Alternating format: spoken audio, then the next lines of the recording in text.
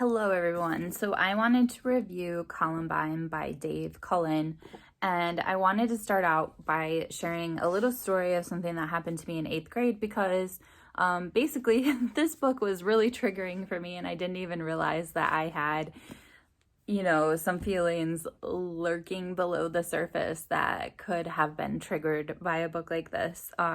So when I was in 8th grade, my friend invited me to a Halloween party at her church, as you do when you live in the town that we lived in. And basically, we were having fun. She was dressed up as Cruella de Vil. I was dressed up as a Dalmatian. My costume was way too small because I just grabbed it from her house. We just randomly decided what to be at the last minute. So I had white socks. I pulled up really high because the costume basically only went to my shins instead of going all the way down. Anyway, so we're at this party. And we decided to go on a hayride at the party because there was and still is a lot of land behind this church. And basically the guy, a youth group leader or someone, was driving the tractor that was pulling the hayride sort of thing. And he was going really, really, really fast. And we came to a hill and I was really scared to go down it. And if my memory serves me correctly, he was like, "Hang on, everyone," or something like that. And we went down way too fast. He completely lost control. And basically, I remember falling off. But I guess when I went back and I was thinking about it, I remember just this slow motion kind of state of confusion, or I don't know, all my memories from that time are super, super fuzzy and always have been. It's not it's been a long time and I don't remember. It's just when I was in this state of chaos, everything just kind of slowed down and got fuzzy. And I remember hanging on for dear life, trying not to fall off. But I also remember just kind of giving in to the fact that I was gonna fall off. And I don't think I fell off on purpose, but I just remember this letting go, almost not a physical letting go, but just well, I'm gonna fall. And I don't necessarily remember being knocked unconscious or anything like that. But I remember my friend shouting my name and kind of grabbing me and shaking me. And so I have no idea how long I was out. It was probably I don't even, maybe it was just me being out for a split second from shock, or I don't know. But basically all these people had fallen off. Lots of people were crying. I hit my left side of my jaw really hard, and I also hit my shin, I think, on my right leg, which doesn't really seem to make sense that they're opposite, but anyway. And I remember a whole bunch of the youth group leaders kind of hovering and telling us to go back to the church. So we had to walk back to the church, and we're all just shaking. I think when crazy stuff happens, your body just starts shaking and you can't control it. And we're all crying, but we really didn't know, we really had no idea what had happened at that point. Yeah, it was scary, it was dark, my leg hurt, my jaw hurt, but that was pretty much all I knew anyway. So we I called my mom or something, and I got picked up. She took me to the ER just to get things checked out because I did think that I blacked out for a second. I don't really know. I ended up being totally fine, but we just went there just in case. And then I stayed home the next day from school, as did my friend and a bunch of other people that were on the hayride with us. But it was later that day when I was staying home from school, just because I think I mainly stayed home from school because it was a really late night in the ER. But my friend called me later that day and said that somebody on the hayride actually died. So that's when it became like more traumatic, that like I was really close to like having like, why wasn't it me? Like it could have been me. And like one of the girls who I didn't go with, but who also went to my school, she actually had like marks, like wheel marks from the tires that were on her shirt. So it's just like, it was just a really scary situation, I guess, to be in as an 8th grader. But anyway, I know that has absolutely nothing to do with Columbine, but what I wanted to say kind of is that, like, I have goosebumps right now, but that like terrifying, shaky, fuzzy, slow motion sort of a feeling that takes place if you've ever been in like an emergency situation like that. That is what the start of this book like brought back for me. And I didn't even realize that that was like lurking below the surface. Like I said, like it was definitely like a trigger, but not like in a bad way. Like I feel like it was healthy for me to think about that and process through all that again. But the beginning of the book just really gets you like physically present, I felt like, in Columbine. And I don't know if everyone would have that same reaction, but just that's what I felt. Just this chaos, this fuzzy confusion, everything. Like that's what the beginning of the book was for me.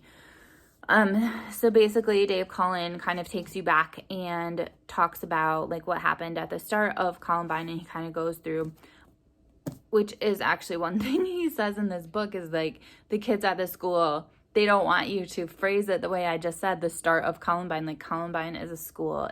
Columbine is not an event. Anyway, he takes you through the start of the shooting at Columbine High School, and you just feel like you're there. Yeah, which is hard.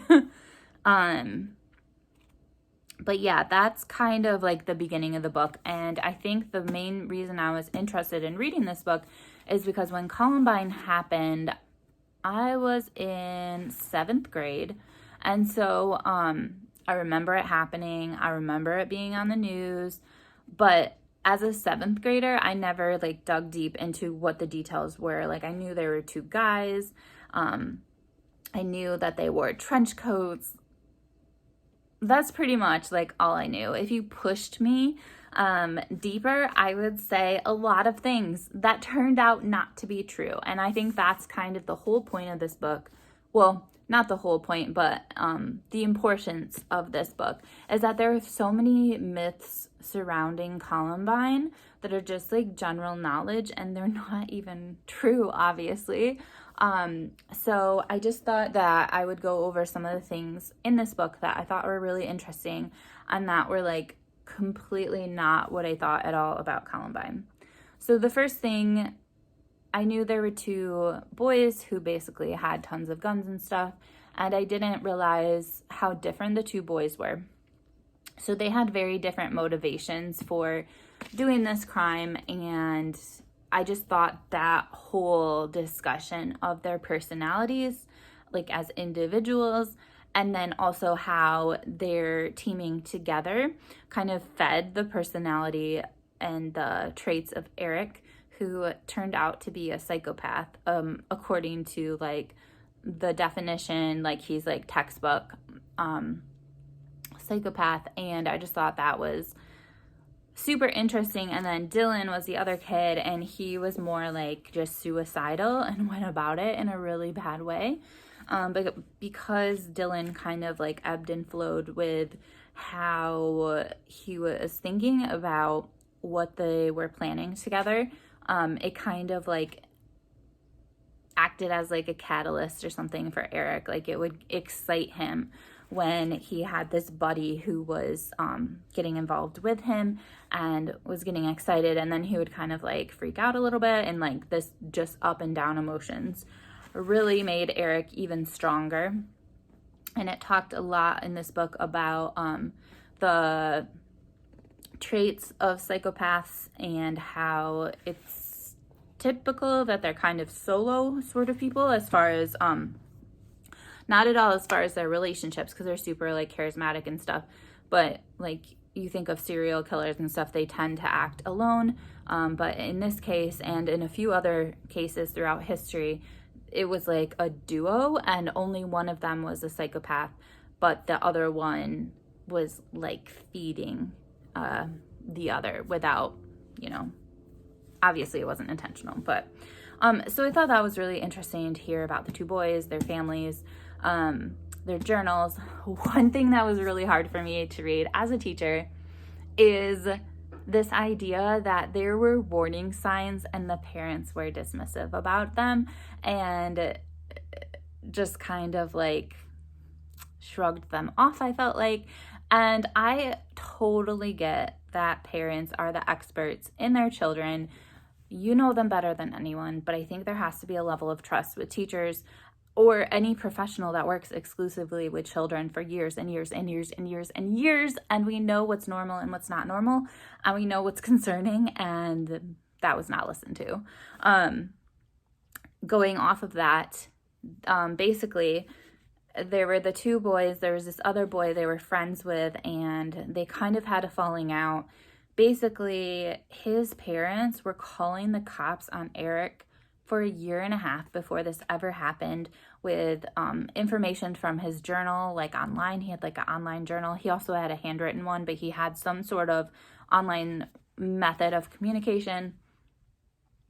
He was doing stuff like physically dangerous, threatening sort of things to this other kid, his family, all sorts of stuff around town.